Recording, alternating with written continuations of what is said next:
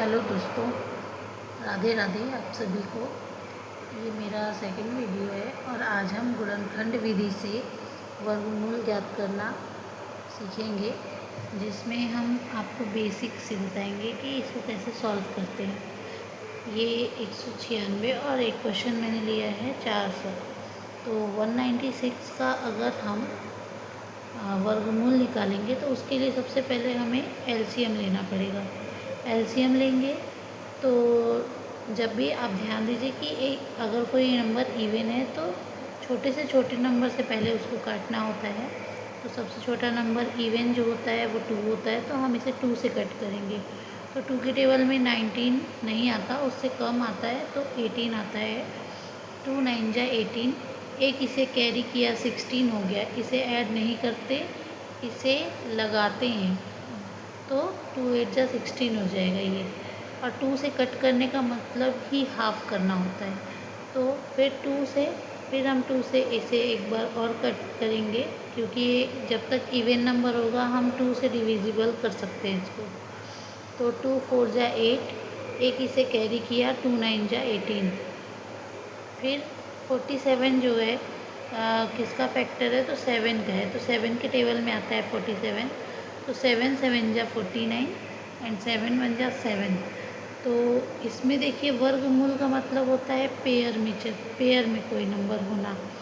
तो जब इसका जो वर्गमूल है वो उसका जो फैक्टर है वो हम लिख लेंगे 2 इंटू 2 इंटू 7 इंटू 7। इसका पेयर बना लेंगे और हर एक पेयर से एक एक नंबर लिख लेंगे। तो 2 7 जा हो जाएगा 14, यानी इसका जो वर्गमूल है वो हो जाएगा आपका 14। तो ये आपका आंसर है। वर्गमूल मीन्स स्क्वायर रूट। ठीक है, अगर किसी को डाउट हो तो मीन्स होता है स्क्वायर रूट। नेक्स्ट क्वेश्चन है आपका 400।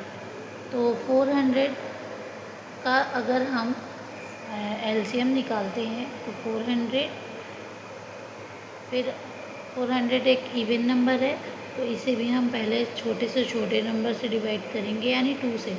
तो 2 2 जा 4 and 00 same as it is हम उसे लिख देंगे।